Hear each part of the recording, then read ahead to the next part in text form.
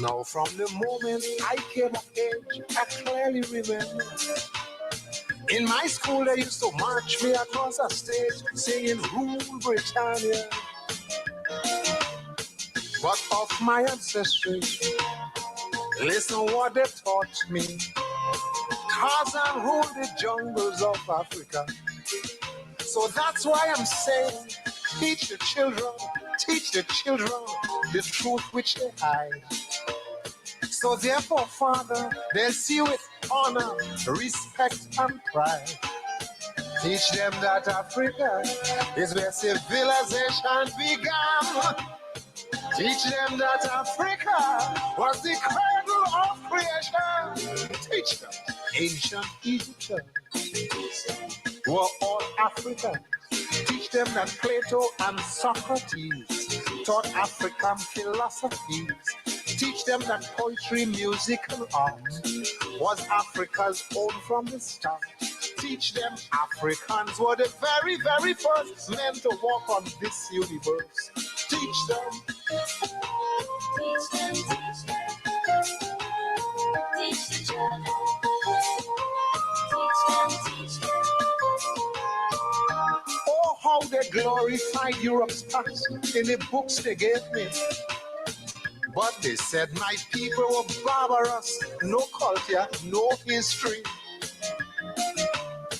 Africans were savage, we had no heritage until they came and preached Christianity. What a lie. So that's why I'm saying, teach the children the truth they must learn. Who are the vulgar, stole our culture and call it their own. Teach them that Africa is the land of King Solomon, who married Makeda, the queen of Sheba, and African. Teach them Christianity belongs to us historically. Teach them Islamic culture came from Axum in Africa. Teach them Bilal of Islam came from Kush, he was Egyptian. Teach them the Holy Quran clearly states that Moses was an African.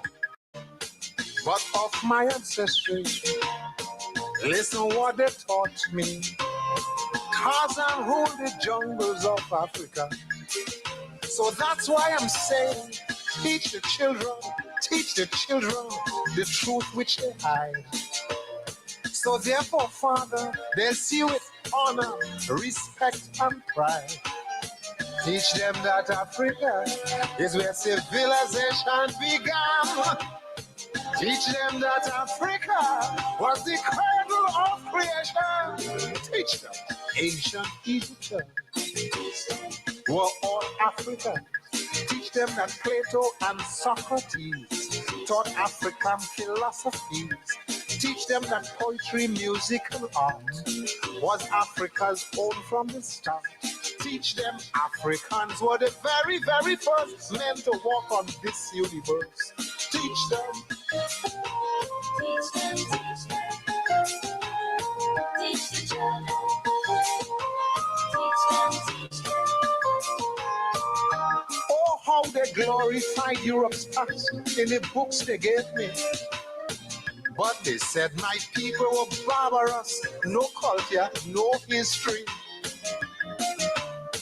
Africans were savage, we had no heritage until they came and preached Christianity. What a lie.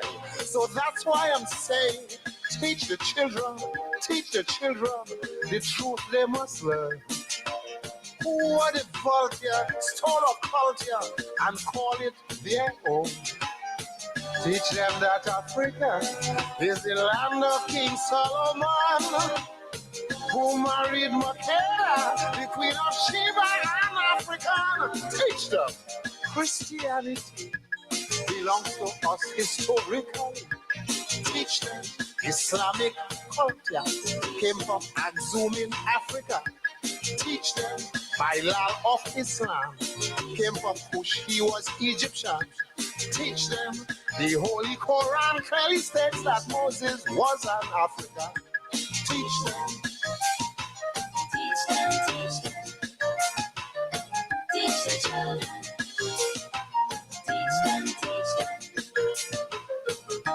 have been misled, we've been underfed, made slaves and exploited. We all have been fed with lies, Europeanized and taken for granted.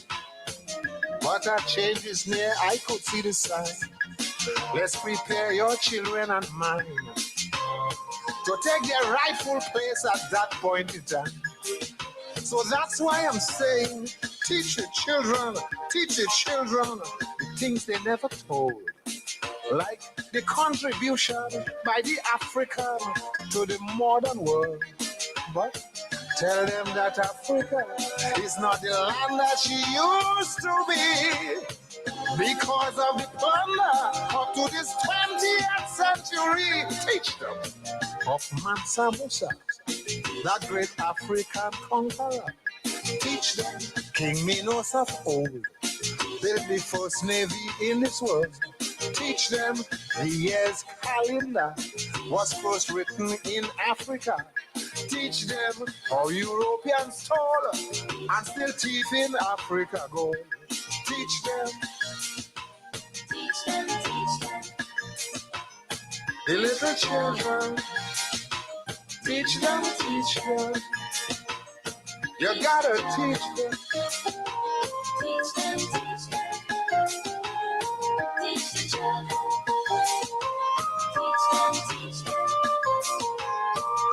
It was the Egyptians who were Cushites that gave the art of writing. Also, the Egyptians who brought to light the skill of shipbuilding. The art of embalming up to this day has never been equal in any way. But these people were savages, Europe said. That's why I'm saying, teach the children from books of the past. Like the vanquished cities, the great Maccabees, and the Kebra Niggas. Teach them that Africa, as all great historians know, man found his utopia nearly 4 million years ago. Teach them the Akkadian was the first tongue spoken by man. Teach them the Demotic Scroll was the first writings of this world.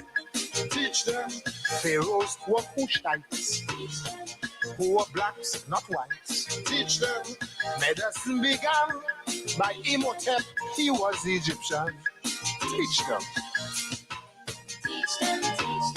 Teach the children. You gotta teach them. African history. Oh, how they glorified Europe's past in the books they gave me.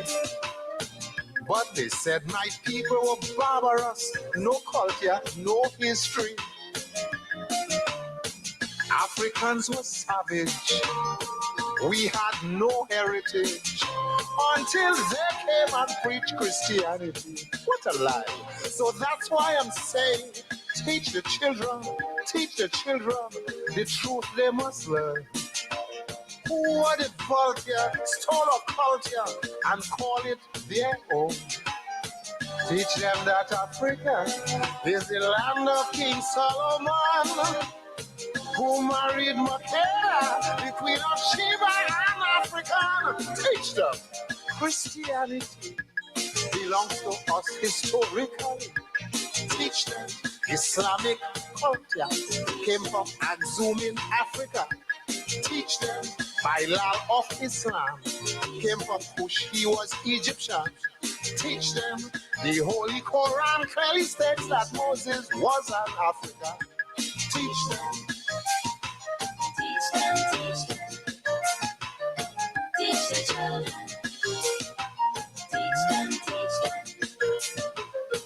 We have been misled, we've been underfed, made slaves and exploited.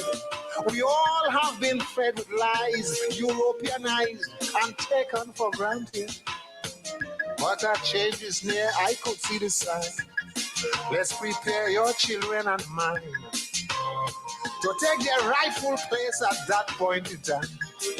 So that's why I'm saying, teach the children the things they never told.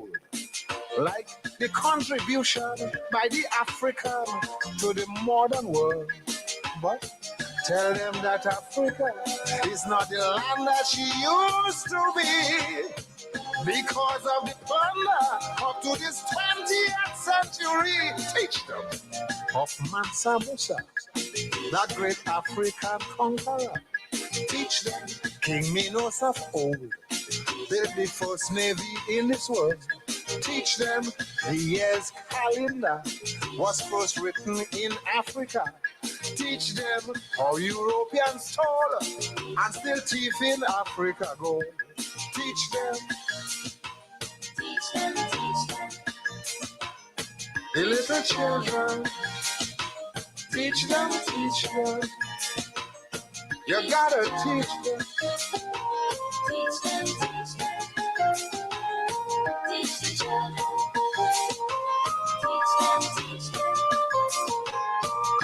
It was the Egyptians who were Cushites that gave the art of writing.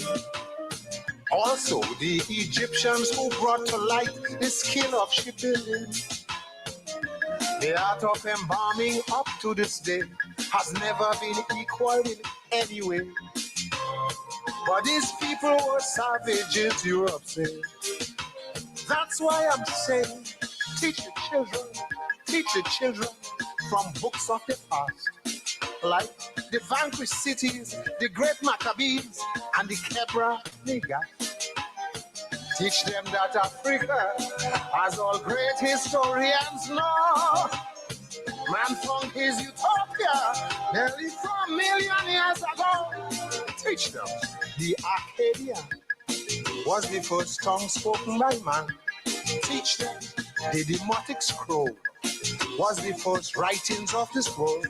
Teach them pharaohs were Cushites, who were blacks, not whites. Teach them medicine began by Imhotep, he was Egyptian. Teach them. Teach them, teach them. Teach your children. Teach the children. You gotta teach them. Teach them, teach them. African history. Teach the children. Teach them for me. Teach them, teach them. Teach the children. Teach the children. You gotta teach them. Teach them, teach them. You gotta teach them. Teach the children. Teach them, teach them. Teach them, teach them. You gotta teach them. I'm the Lord. Oh yes. Oh yes. Oh yes. Oh yes. Oh yes. The mighty Duke, Kelvin Pope. Teach the children. Teach the children. I love being black. I love being West Indian. Our gift to the world, the Calypso, where we teach. We teach.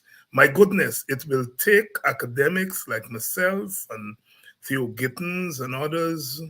It will take us 4 years of research to do what the Calypsonian did in 6 verses and chorus, I think there. Teach the children. The mighty Duke is one of the great Calypsonians. He did with something that no other Calypsonian has done, including the mighty Sparrow and Kitchener. He won the Calypso crown 4 times in succession. 1968, 1969, 1970, and 1971. It's never done before and never done since. And in 1969, he gave us the immortal Black is Beautiful, which was the anthem, the Calypso anthem of the Black Power movement of that time. The mighty Duke, you know, those of you who like the party would know that in times gone back, he said, if I hold you tonight is thunder. You all remember Thunder? It was 1987. You were on the road march with that, with Thunder.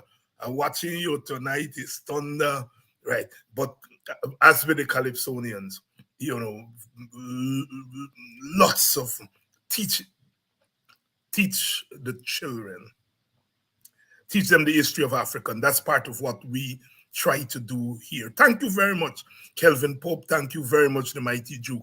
And a lot of you have been writing me about the Calypso, and I'm glad that we are able to learn and teach through this art form, which is unique to our Caribbean. I have the privilege of teaching Calypso at the university that I teach at. I teach a course on Bob Marley. I teach a course on comparative music, black music, music as political discourse, calypso, reggae, and hip hop.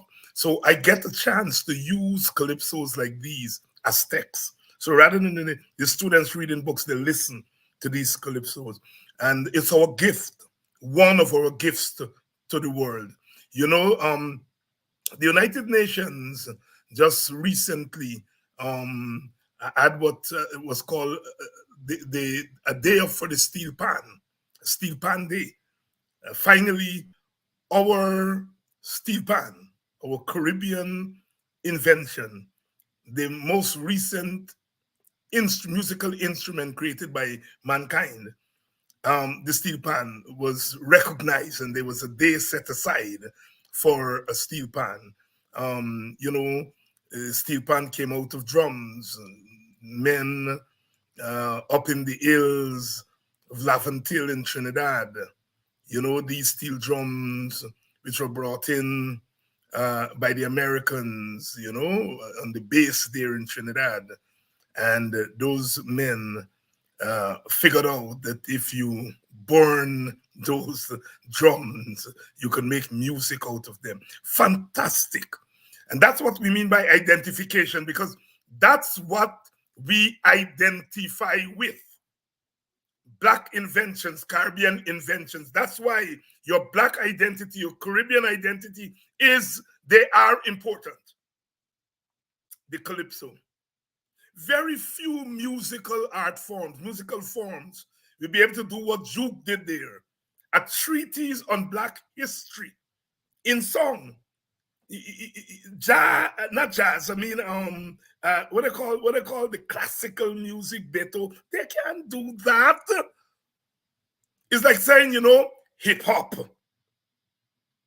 was born in Beverly Hills. The two don't go together. Hip hop had to come from the Bronx. And it was Caribbean DJs in the basements who first started rapping. So that calypso gave rise to reggae, reggae gave rise to hip hop. The movement. That's what we are talking about. Teach the children. And we're going to continue to do that. And we invite all those who think that we playing around here in the evenings and we spreading trouble to come for more education. Come for more education. You know why? Because we have to ensure that we leave this world a better place than we met it. So let's do a thing tonight. Tonight we're going to continue our discussion on that plan, that strategic plan that Ipadeji rolled out, and we spent the last couple of weeks going through that plan.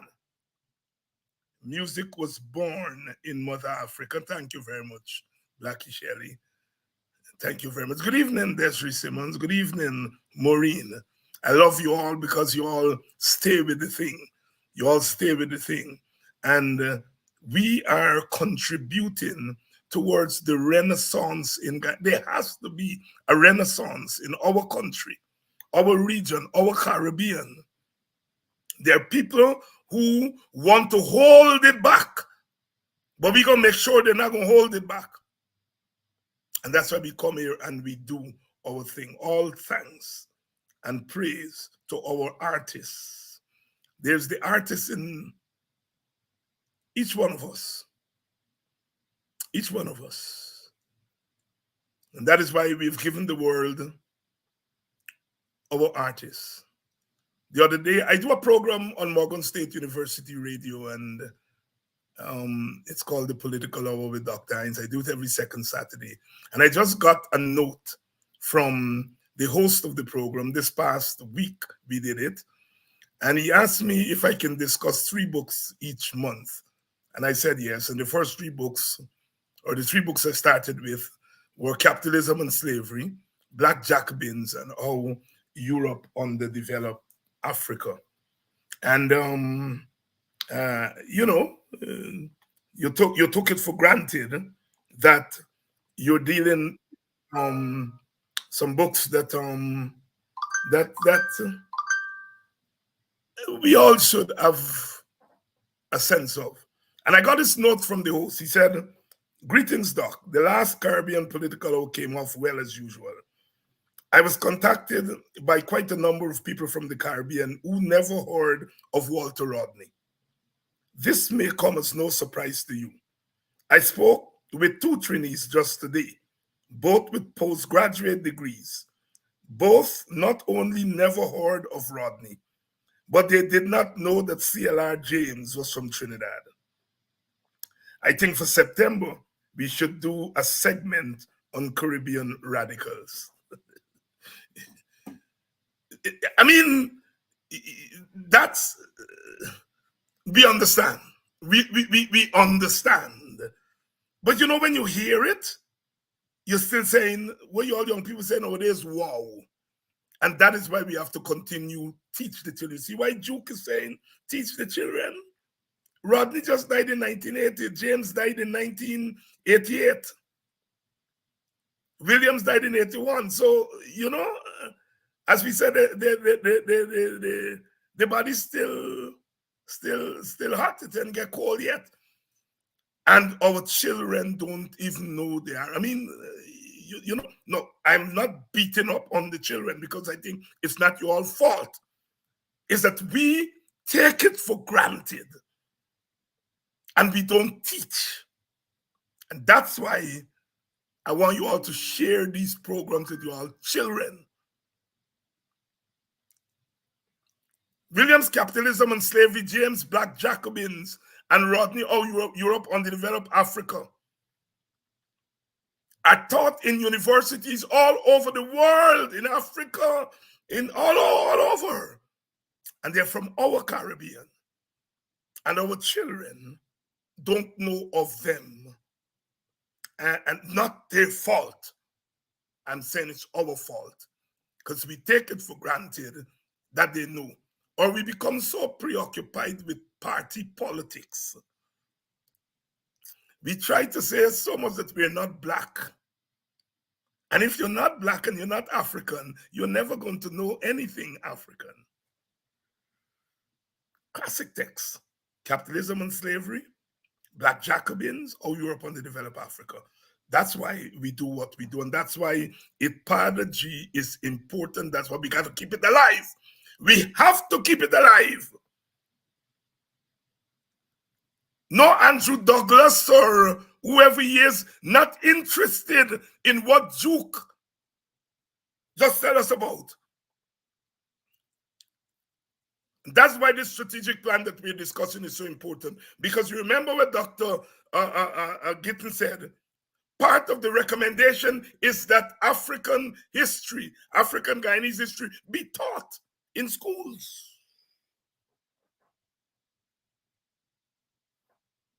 All right, so let's do our thing. Let's bring in our guests tonight and let's get rolling in discussion of this plan. Dr. Thomas Gittins, Dr. Theo Gittins, good evening, my brother, and Sister Olive Sampson. Good evening to both of you. Teach the children. Teach the children.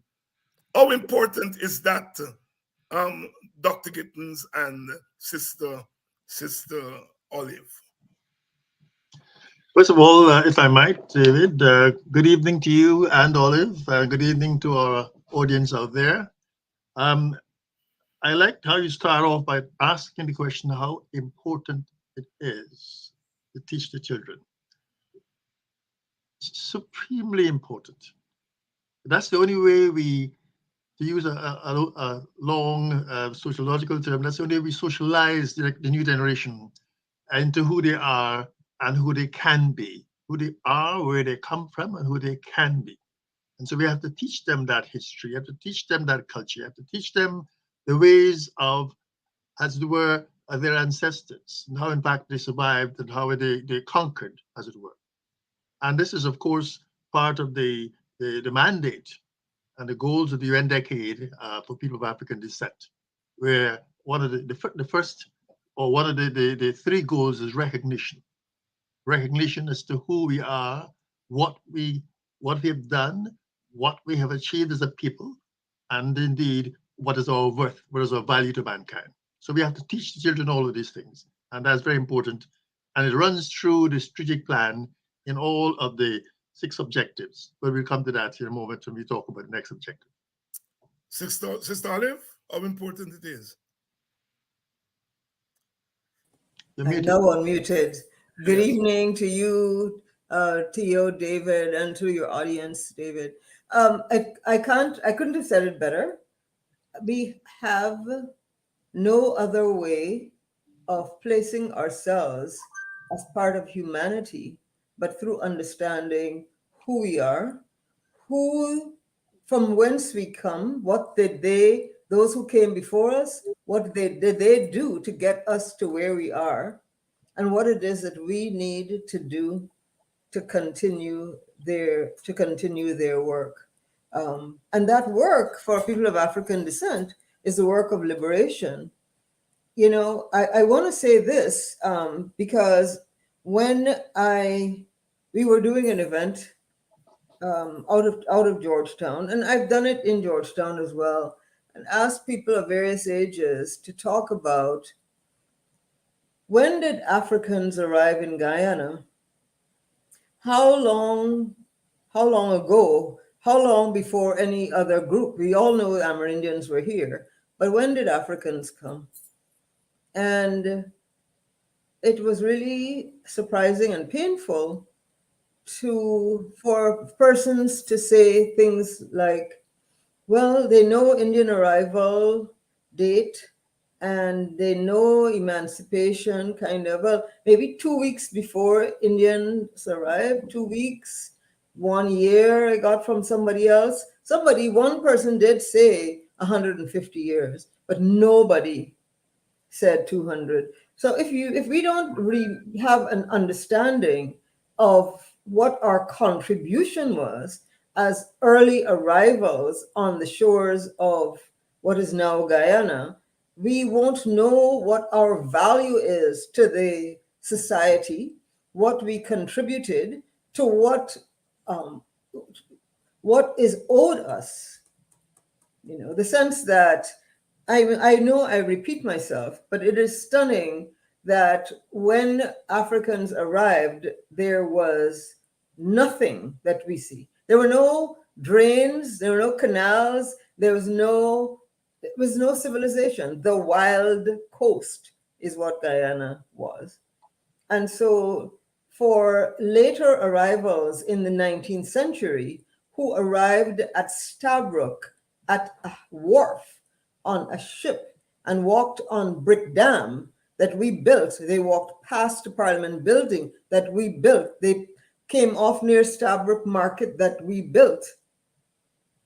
All of those things, people ought to feel a sense of pride. And the only way to feel that sense of pride is to know the history and to protect it.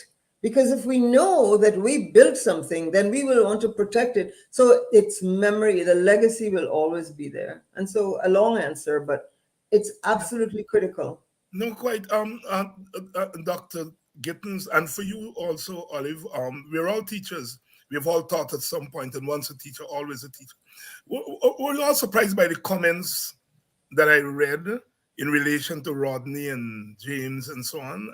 You're all surprised? Absolutely. Theo, starting with you.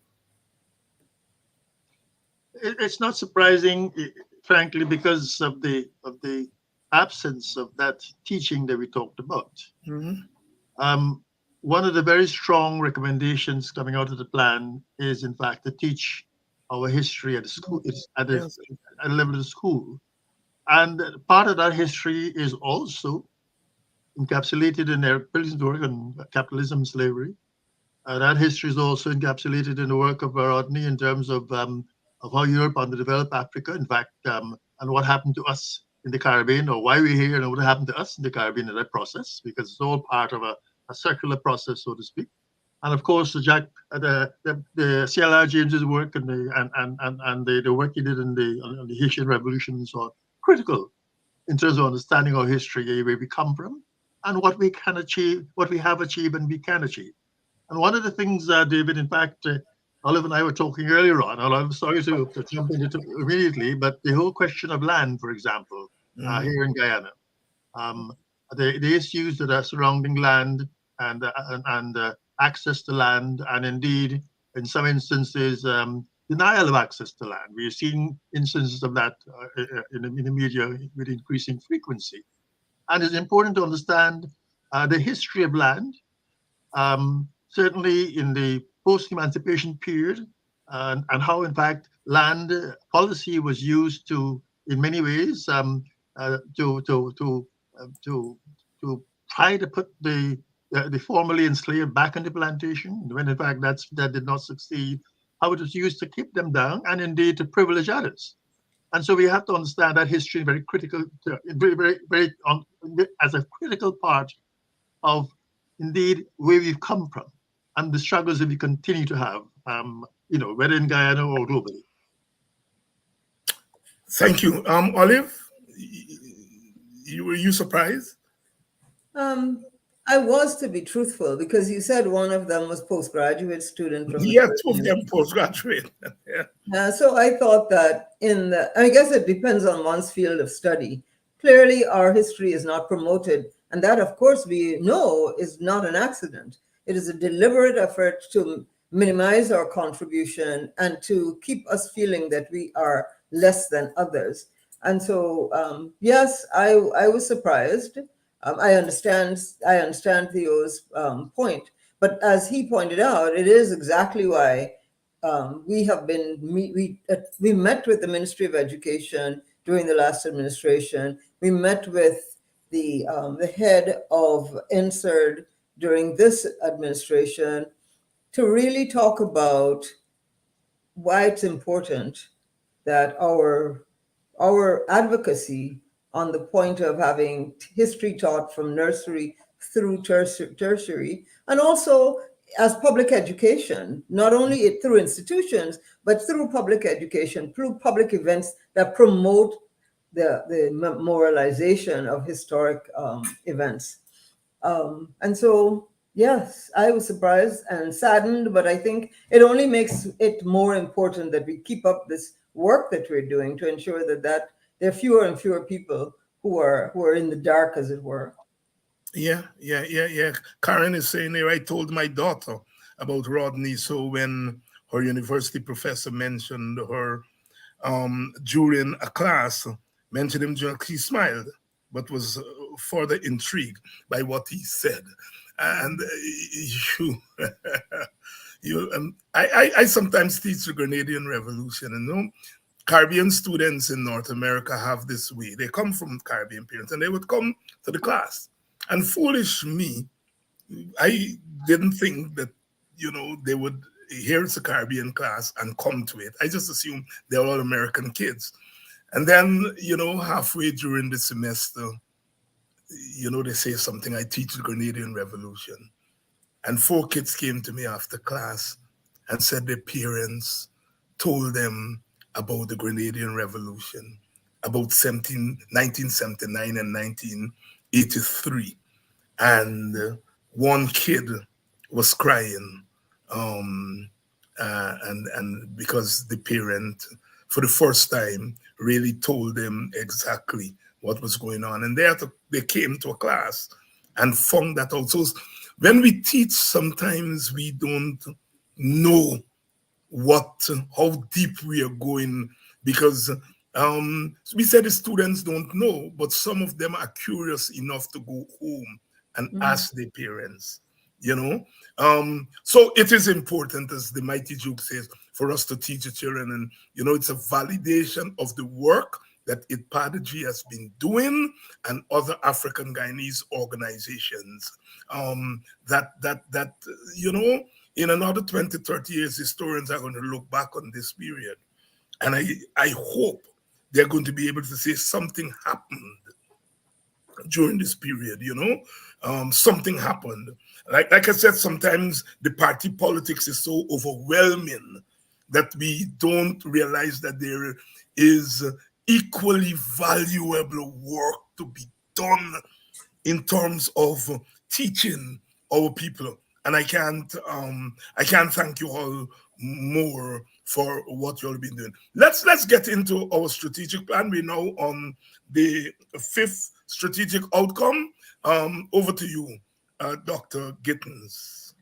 Okay, thank you, David. And today we are going to deal with strategic objective number 5, which in fact, in many ways is, I think, a very apt and appropriate follow-up to the emancipation observances we had not so long ago, the 1st of August. Today is the 16th, I believe, but not too late. Because in a sense, the strategic objective 5 deals with what we call expiation. And I will explain that in a moment. A big word, expiation. But expiation, in a sense, speaks about, indeed, the debt that is owed to African Guyanese and people of African descent globally. Because frankly speaking, as I think we recognize, what happened in the Caribbean also had its in many ways origins, but certainly had its repercussions in Africa, an African continent, had its repercussions in terms of what happened in South America and Central America and North America, where Africans were also brought. They didn't only come to the Caribbean. Of course, as you know, there are very significant populations in Brazil and in Colombia and in Central America and going up to North America in the United States and even Canada. And so the Caribbean is part of that, as it were, that history and that experience. And so we must recognize that. And in that sense, the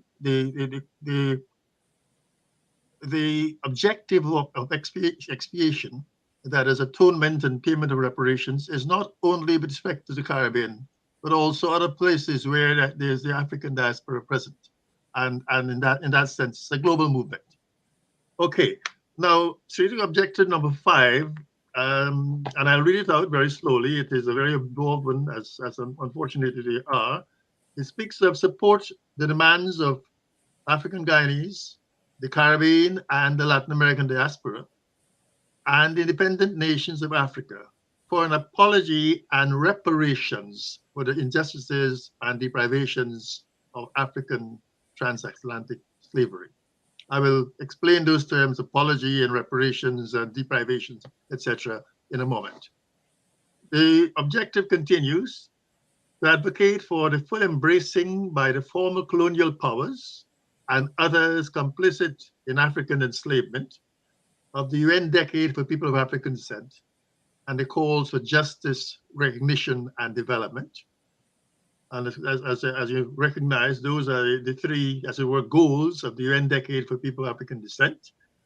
The objective continues to promote a similar embracing and admission by other ethnic groups in contemporary Guyana who may have benefited from or been complicit in the subjugation, oppression, exploitation, and dispossession of African Guyanese historically and into the contemporary period. And I pause here to say that the history of enslavement and indeed a post-emancipation period is not a history without, as it were, perpetrators and without some amount of guilt to be shared around. Those who may have initiated this whole process of enslavement and the forcible, as it were, kidnapping and the transportation of enslaved Africans to the Caribbean. And we know who they are, the colonial powers. They'll be the Dutch, the English, the Portuguese, the Spanish, the French, and there are other smaller European countries. The Belgians, of course, did their horrific thing in the Congo, etc. And the Germans too, they had colony in Southwest Africa. But also, especially in the period after emancipation, what we had is when other groups were brought here, they in many ways participated in what was the continued subjugation, if not subjugation, then certainly discrimination and oppression of those who were formerly enslaved, and produced the conditions in many ways that we have today. So that particular element of the strategic objectives speaks to those other groups who may have benefited from what happened, especially in the post-emancipation period. And continuing, the objective speaks also about support for therapeutic healing from the cross-generational impacts of centuries of oppression, cultural genocide, and psychological deformation. And we will explain this further on. Indeed, there's one particular outcome in this particular strategic objective that speaks of that healing, that the psychological deformations that accompanied enslavement, and indeed the constant battering of the psyche and the psychology of the enslaved African and the generations thereafter.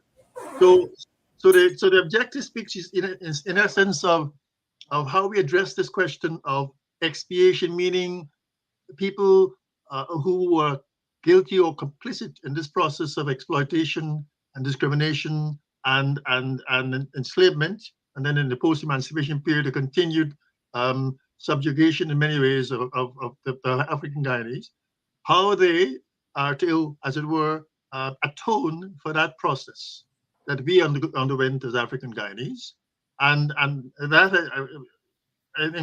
embraces two elements. One is a public apology for the crime of slavery and the injustices of the post-emancipation period, and secondly, reparations, meaning how they amends in terms of repairing the damage done.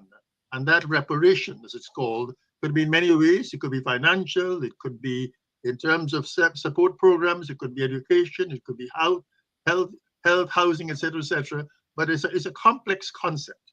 And indeed, as Oliver, I'm sure, will explain further, we have the Guyana Reparations Committee, we have the Caribbean Reparations Committee, also a commission that speaks to, that is addressing rather the question of reparations and how those reparations are to be made to the descendants of those enslaved and those who came through indentureship in that period of our history.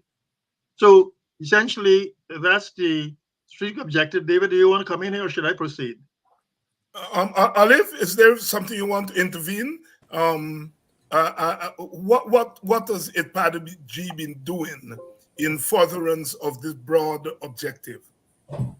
Well, IPADG has, of course, the organization that takes the lead on reparations in Guyana is the Reparations Committee. That is a government, has been sanctioned and appointed by government, and comes out of CARICOM, the whole CARICOM Reparations Commission and those efforts. So we have been supporting that. But our work has really been to educate, to share information about why is this important. It is so clear, there's so much ignorance around this subject, and I don't want to take too much time. But I just want to point out, for example, Africans were brought to the shores of what is now Guyana around between 1621 and 1627 with the formation and approval of the Dutch West India Company. Africans were enslaved by the Dutch, right? By the Dutch for the longest period of time in Guyana. So our reparations, our principle, we must not forget the Dutch. It's the Dutch that brought enslaved people by and large. We became a British colony in 1803, 1804, just before the end of the transatlantic slave trade. Mm-hmm. And the British continued the enslavement of persons in brutal ways. 1823, this year we celebrate the 200th anniversary of the Demerara slave rebellion, where hundreds of people were beheaded and their heads put on staves around what is now Parade Ground, which, by the way, this notion of putting people's heads on staves is something that the enslavers did not only around in Guyana, but this is the way of making people afraid to rebel. Across Mississippi and so on, stories of that, like that abound. But I want to just say one quick parenthetical comment, and that is that all of Europe was involved in the slave trade because Europe's economy was based on the profits of the slave trade. So, for example, the Danes produced iron ore that made the various horrible chains and scuffles and coffles rather, etc., that were used for the enslavement. There was ship iron. The Danes were the principal exporters of what was called ship iron, the iron that was used as for during across, you bring people across from West Africa. So there are those kinds of things. I mean, and we could go on and on. And on Dr. Hines, I know that you would probably have on Dr. Nehusi at some point. We'll go into greater detail. Yes. But there's so many lasting legacies. This question of lack of knowledge of our history is one of them.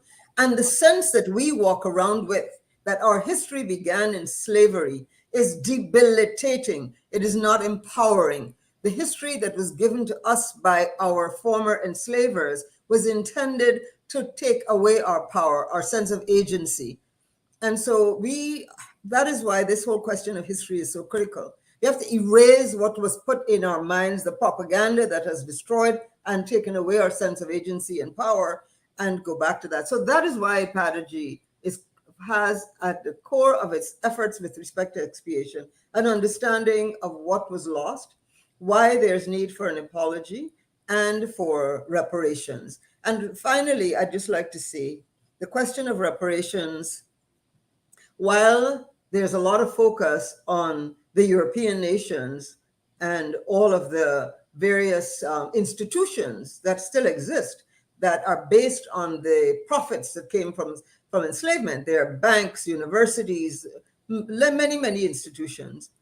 While that is the case, every single Guyanese, as we exist on that coastline, we depend on an infrastructure that was built by enslaved persons. This state today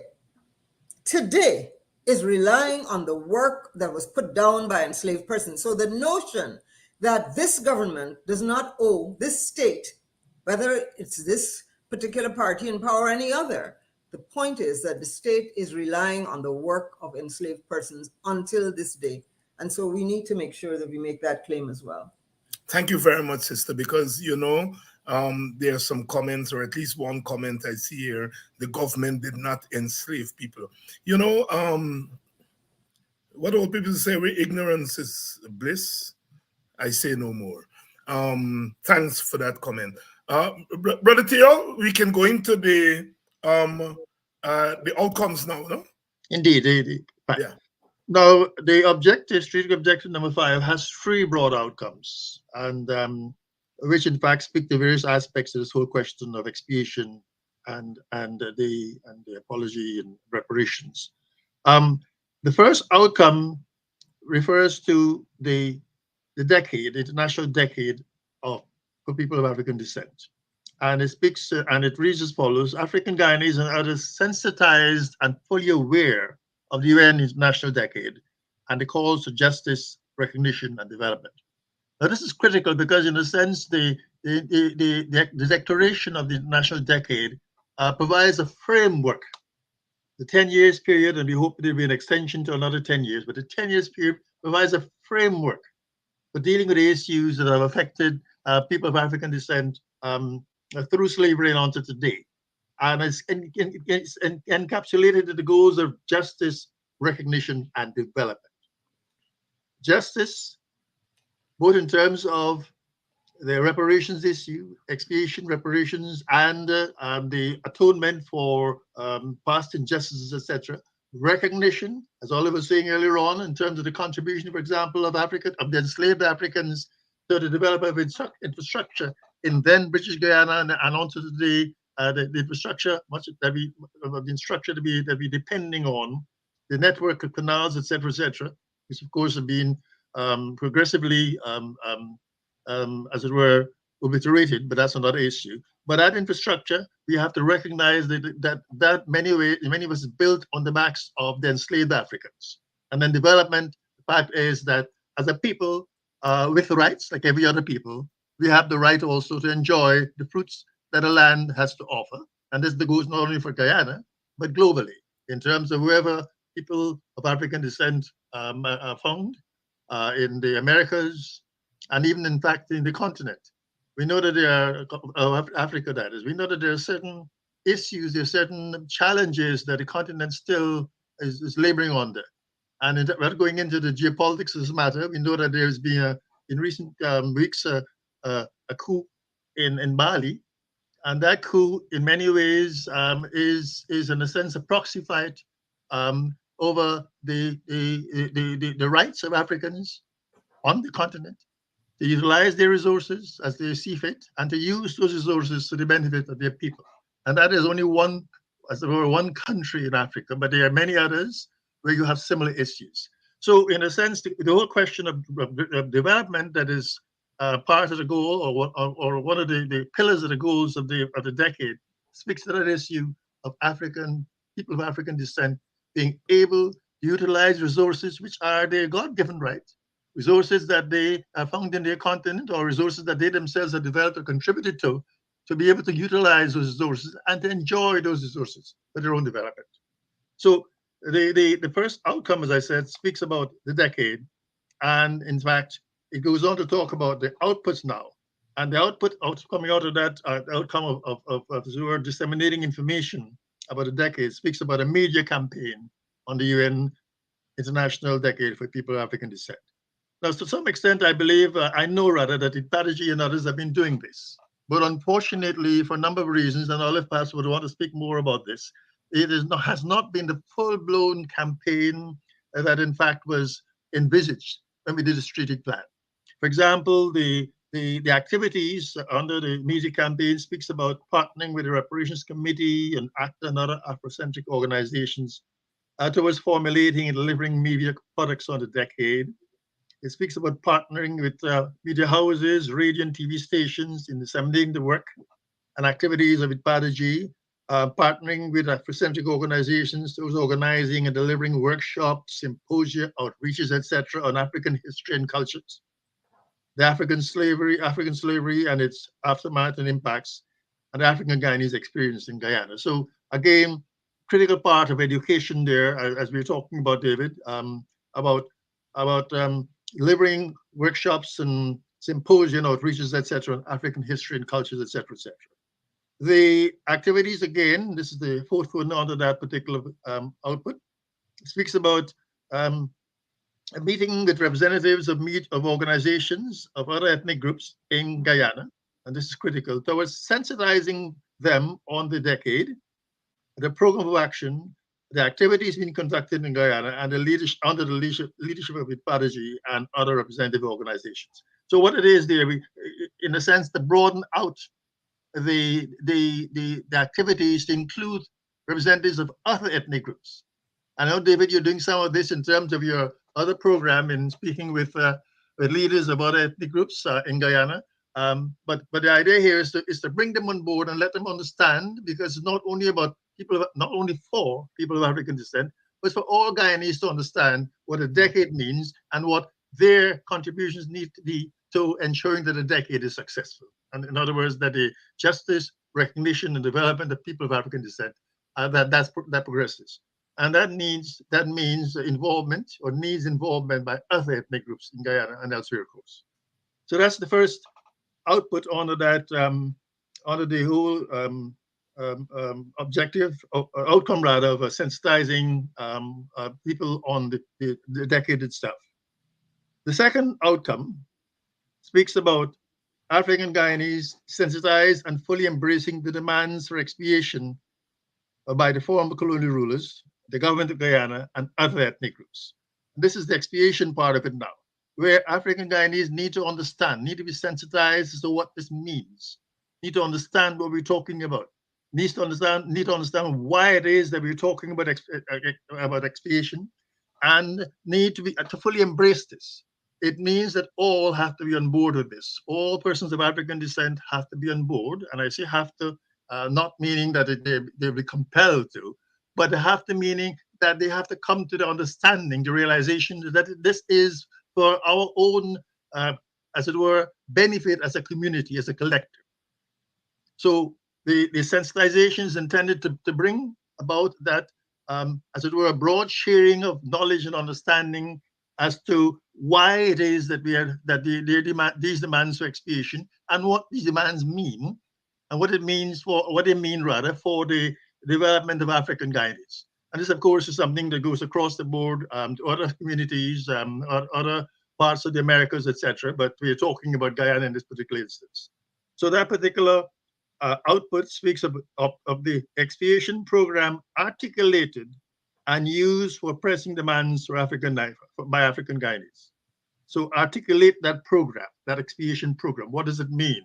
What it looks like, the elements of the program, etc. And to use that then to, as it were, to mobilize people of African descent. The activities under the expiation program, the articulation of the program, include partnering with the Reparations Committee and other Afrocentric organizations, and to seek an apology from the government of Guyana, a successor state. And I need to pause here. You say the government of Guyana, and it depends. It doesn't matter who the government is at any point in time. The government of Guyana is as it were a concept that refers to whoever hold the powers of the state at any given point in time, who have been duly constituted as the government at that point in time. As you know, we have regular elections, and those elections are what determine or intended to determine who will form the government. So whoever will form the government at any point in time, the requirement of expiation and the actions that need to be taken fall on that particular government of the day. So I make this point, David. I know you made it earlier on, but I think it's important to stress this point. When you say the government of Guyana, we're not singling out anybody in that sense. We're talking about, as it were, the whole concept of who governs and who rules. And as I said before, that is determined by the electoral cycles, et cetera, et cetera. So we need to seek, and the government of the day, irrespective of who that government is, will have the responsibility as what is called a successor state, has that responsibility then to articulate and to offer this apology as it were, as the government. And the same goes, as you know, we've heard in recent weeks and months, I think, the Prime Minister of the Netherlands offered an apology. Previously, we've had big statements coming from the then Queen of Great Britain. I think the current King, Charles III, has made noises in that direction, but there's not been any formal apology by the British. I believe there have been some noises made, if not full apology, by the Spanish Crown and Prime Minister and so on. So there've been, in the European context, there've been some movement in this direction. So it's not about Guyana alone in that sense. It is about governments, whether they be the original governments that in fact perpetrated the heinous crime of enslavement, of African enslavement, or whether it be the successor governments as they are today and in post-independence period, they still have that responsibility to offer an apology on behalf of, as it were, the state. And so here we talk about partnering with the Guyana Reparations Committee and other Afrocentric organizations to seek a formal apology from the government of Guyana, a successor state, for the enslavement of our ancestors, etc., etc. Second activity speaks about seeking an apology from other ethnic groups. And I made this point earlier on. There are others who may have participated in enslavement and oppression of Africans. In the case of the Caribbean, there are still remnants of those ethnic groups who participated and whose, in a sense, whose ancestors participated. I think the same goes for the Americas.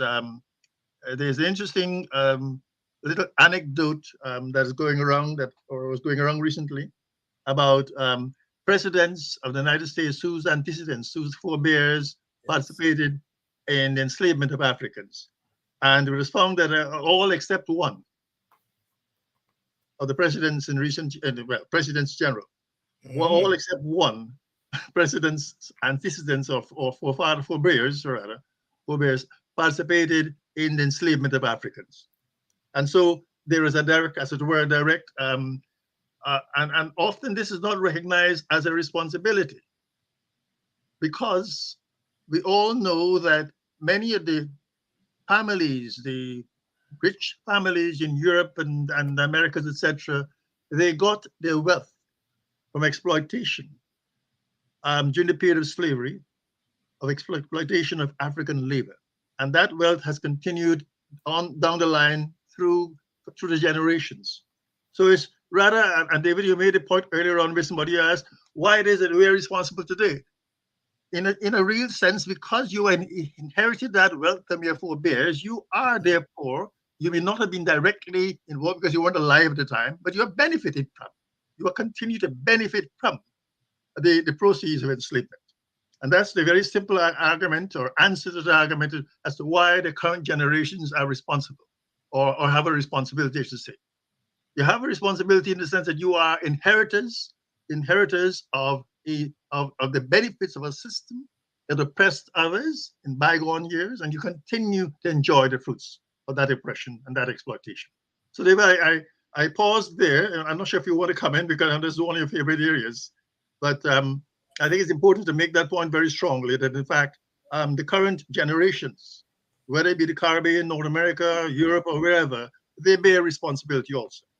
Yes, and I want to come in because over the last week or so, we've been stressing on this program, and Olive, I'm bringing you in here, of broadening the old trajectory of reparations. And we're doing so because we are arguing that the successor states have always had a responsibility. But that responsibility now goes beyond just supporting the idea of reparations, but given the comparative wealth that is coming to a place like Guyana, the state of Guyana has more than just a symbolic responsibility. They now ought to bear some of the economic burden of reparations. Olive, I bring you in here. Okay, thank you so much for this opportunity to respond on this question, particularly as I look at some of the comments that, as you said earlier, display a level of lack of knowledge. So I want to say a couple of things. Number one, I think that it is timely that the decade, the United Nations decade for people of African descent, coincides with a period in Guyana's history when Guyana, the state, actually has the resources to address this matter. The resources, it's an independent nation, we're no longer a colony, so decision makers can make those decisions. They can acknowledge that the entire economy rests on the labor of over 200 centuries, the labor and the destruction of people of African descent for over 200 centuries. So we have the money. It is the decade, which is why we're discussing this. This is not a matter of being racist. This is a matter of focusing on what Guyana signed on to. The PPP government that was in office back in 2013 signed the UN Declaration for the Decade of People of African Descent. And that calls on us to be introspective, to look at where we are and to seek reparation, to seek recognition, justice, which is expiation and equity, and development at this point. And so this is what EPADG has been focused on. And I want to say what I said last week for all present. The kinds of things that EPADG is advocating for will improve the lives of all Guyanese, those who are vulnerable, and even those who are not, because we will live in a safer society, a more equitable society. So I really want to make that point. EPADG has done a lot of work to try, within our capability, and recognizing, and we must, that EPADG got underway in 2018, just 6 years ago. 2 years of that were affected by COVID. But even during COVID, we were actively online, from speaking with history programs for youth and across the board. We have, from our inception, held history conferences, seminars, sent speakers into communities to speak about our history so that persons can understand the context of our presence in Guyana today, so that they can understand, first of all, that African history did not begin in slavery. As so many historians I've heard say, that African history, that slavery is but a page in the history of people of African descent. We have been on the planet before any other race of people. Africans predate all others, and we gave civilization to the world. However, our history was rewritten to accommodate our enslavement and the destruction of who we are in terms of the way we perceive ourselves. And so Ipataji has been doing a lot of work in that regard. And in our participation at the United Nations, with the working group of experts on people of African descent, and through the UN Permanent Forum on People of African Descent, we have supported recommendations and calls for reparations. In the most recent session of the Permanent Forum, we had made an intervention from the floor of the UN in support of reparations. So we have been extremely active. We have not been able to make a dent because, as you can well imagine, we didn't have the resources to really do all that we wanted to do. For example, one of the proposals that we had brought to the attention of the office escapes me now, but they are responsible for national monuments, etc. The name will come back. The trust, no? They call it. Yeah, the National Trust. The National Trust, yes. Right.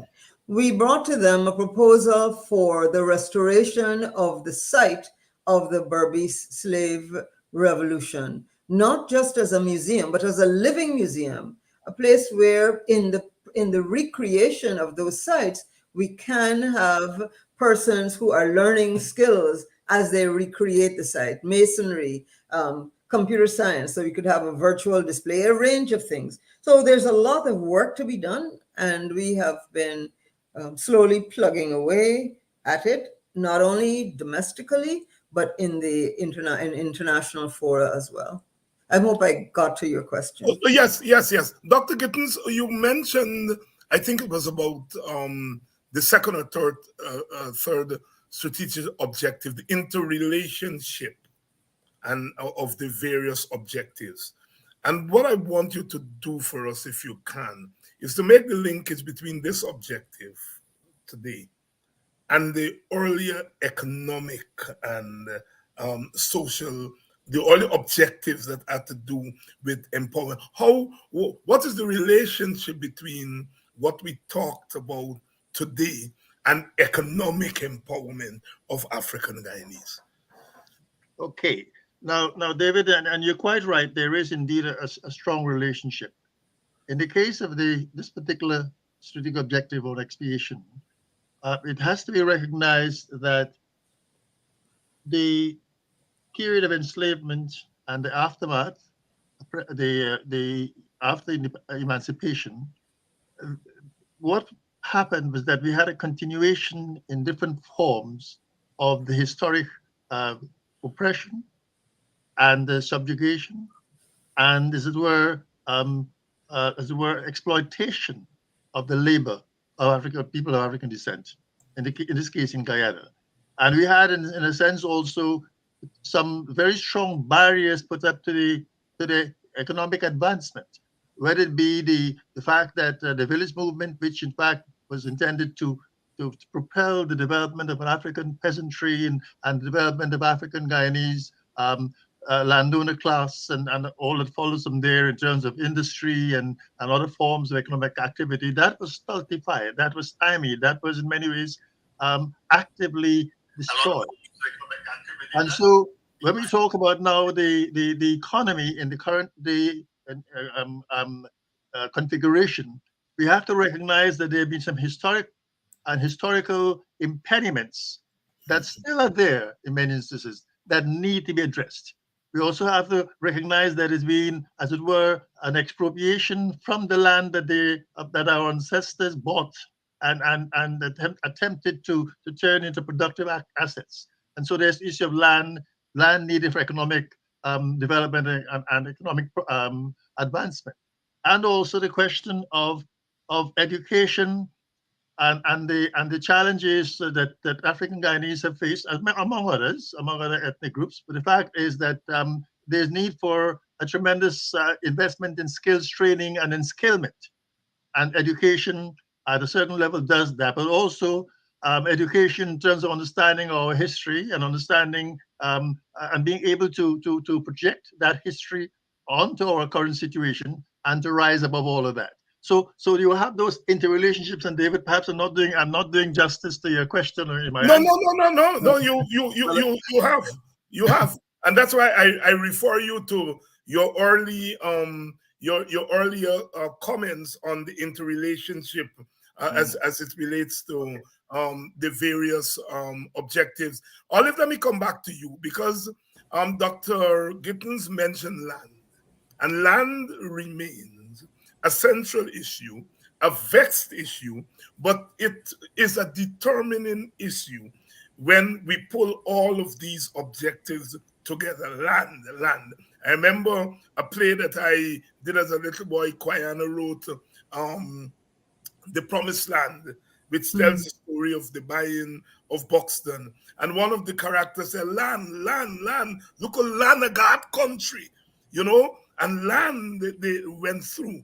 And you have some critical information for us as far as land is concerned. Share it with us, please. Sure. So one of the things that G did was, among the studies that we commissioned, was a study to provide us with a list of the various villages that were formed on plantations that were purchased by people of African descent. Because we must remember that there were no villages in Guyana. They purchased plantations. Right. African Guyanese were the first people to create those spaces that we call villages. Before that, you had plantations and some central point, I guess one could call it a capital, where the planters made their decisions and met and had whatever else. But plantations, we were the ones who created that. And so I would like to share with you, thank you for giving me the opportunity, Dr. Hinds, to share with you some of the villages that we know now that were actually created out of the purchase through the village movement, as we call it. So some of the villages were communal villages where persons pooled their money and purchased abandoned plantations, and then they created the villages. So here are some communal villages. I have 26 pages worth of information, so I'm going to try to go through it as quickly as possible here and there. I won't read all of them, but I would advise persons to go to IPADAG's website. I'll also ask that I'll put it on our Facebook page to the degree that I can, so that it is easily accessible. The link, that is, to our website. Communal villages: Anne's Grove, East Coast, Demerara. The original name of the plantation was Two Friends, and the passport was passed in the 5th of May, 1849. 76 freedmen: Benjamin Bob, Fortune Scipio, Belfast Alexander, Ned Hercules were among those originally planted, who purchased. Bachelor's Adventure: 33 African freedmen. They purchased it at 5 cents per acre. Bagotstown, East Bank, Demerara. Right? Original name of the plantation was Peter's Hall. Right. The African Guyanese purchaser was Bagot. He was a pork knocker. Bagotville, West Demerara. The name of the plantation was Plantation Mindenberg. The date of the transport, 1843. The name of the original owners, James Bagot and Justice Perry. They are children of freedmen who owned land in Canal Number 1. Belladrum, West Coast Berbice. Purchasers of half of plantation Belladrum, they're African freedmen. Bedford-Wacting, East Coast Demerara. Original name, Plantation Bedford-Wacting. The date of the transport, the 15th of April, 1841. 62 freed Africans purchased that village. Buxton, original name, Plantation New Orange, Nassau. The date of the transport, January the 2nd, 1841, 128 freed Africans from plantations Annandale, Nonpareil, Lusignan, and Mettenmeer-Zorg purchased that. Purchase price at the time, 50,000. Denamstel, original name was Denamstel. Purchasers, 125 freedmen. Date of purchase, 1847. Dingwall, name of purchaser, Kofi Alexander. Purchase, 1851. Fellowship, West Coast Demerara, purchased in 1846 by 25 freed Africans. Friendship, East Coast Demerara, Plantation Friendship, purchased in 1841. Gibraltar, East Berbice, 20 freedmen. Golden Grove, East Coast Demerara, originally Plantation Williamsburg, purchased 1848. Golden Grove, West Coast Berbice, date of purchase between 1838 and 1840, purchased by 14 African freedmen. Good Intent, West Bank Demerara, purchased 1857 to 1858, freedmen of the Congo and Okut Yoruba tribes.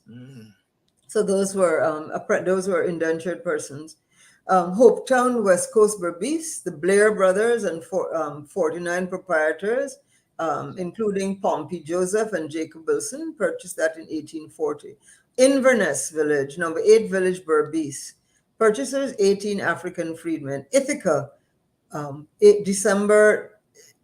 3rd of December, 1868, ancestors of the Caesar, Goodchild, and Franson family. Joppa, 1892. Kingley, Kojo McPherson and Jesse McPherson, and we know we just celebrated that.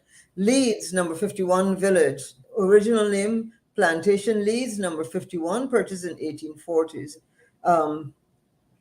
Litchfield, Mahaica, West Coast Berbice. Kojo McPherson, he divided the estate into 12 lots. Limlair, Currentine, East Berbice. Lovely Lass, Mocha Arcadia, Nubacalis, Perseverance, Mahaica.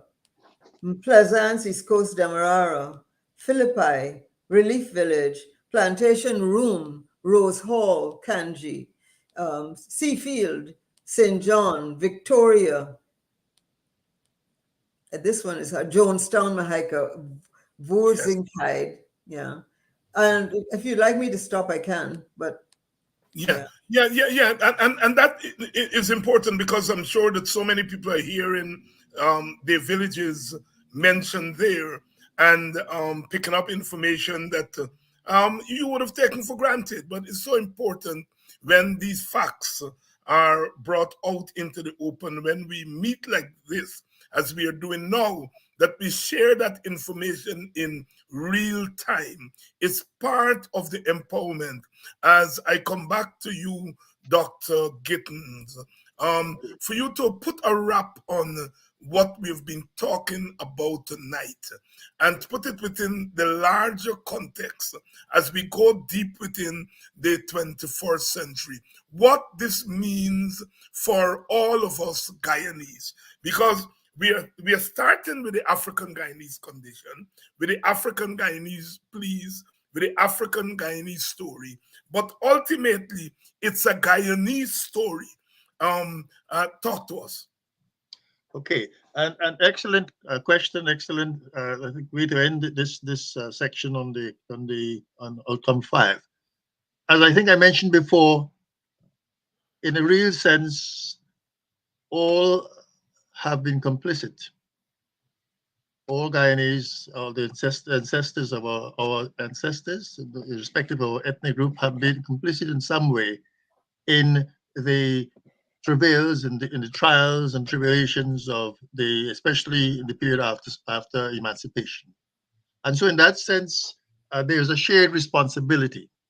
I think there is a general and a shared responsibility of all to recognize the role that their forebears have played, but also to recognize that the current conditions are in many ways a result of that history, and the current conditions also are a reflection of the role that their forebears may have played in contributing to where the African Guyanese is at this point in time. But the other way around, there needs to be a recognition that the conditions that in fact have historically contributed to depriving African Guyanese of their rightful place and their due, having historically contributed so much to this country and to the development of the country in terms of infrastructure, in terms of the wealth that indeed flowed from British and Dutch Guyana and whoever ruled at that time. But the recognition that that wealth that flowed out, that in the sense that our forebears never benefited from, that in fact their descendants have a right also to enjoy. Because in a sense, our forefathers contributed to and in many ways produced that wealth that is still being enjoyed, or those conditions or that infrastructure, etc., that are still being enjoyed by current generations and current ethnic groups, etc., both in and outside of Guyana. So the importance there of this whole question of this particular objective for the rest of the country, for the rest of the society, is one that is intended, or rather that one that should in fact bring home to the rest of the country, to all Guyanese, the importance of recognizing the contribution of African Guyanese and recognizing the way in which their forebears may have contributed to some of the challenges, the continuing challenges that African Guyanese are facing. And we talked about land, for example, and the fact that in as much as our forebears bought these plantations, today much of that land is being is owned or has been expropriated or controlled or whatever word you want to use by other groups, and certainly are benefiting those other groups. So the importance, therefore, is for us all to recognize that we have a shared collective responsibility to ensure that no part of the Guyanese collective, of the Guyanese nation, goes begging. That no part of the Guyanese nation continues to feel that they have been, in many ways, dispossessed, and that we make whole what, in fact, needs to be made whole, and that African Guyanese, to use the goals of the decade, benefit from justice, from recognition, and from development. Thank you very much, Dr. Theo Gittins. And Sister Olive, you know, this morning I was on a program, or a radio program originating out of Antigua that serves the Eastern Caribbean. And I'm on there generally once a week. And today they wanted me to talk a little bit about developments in Guyana. And the conversation got around to it, Pada G, and the subvention and the charges by the government of impropriety. And the moderator asked me pointedly, was it Pada G able to clear its name? And I said yes. And when I came off of the program, I reflected on the question of accountability.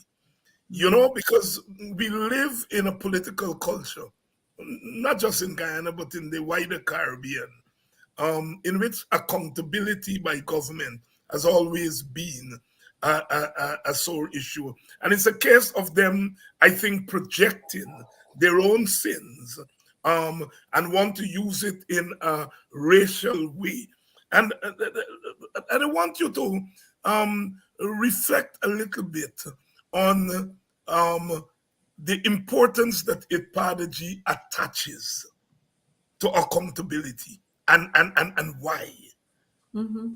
Well, certainly, thanks for the opportunity to address that.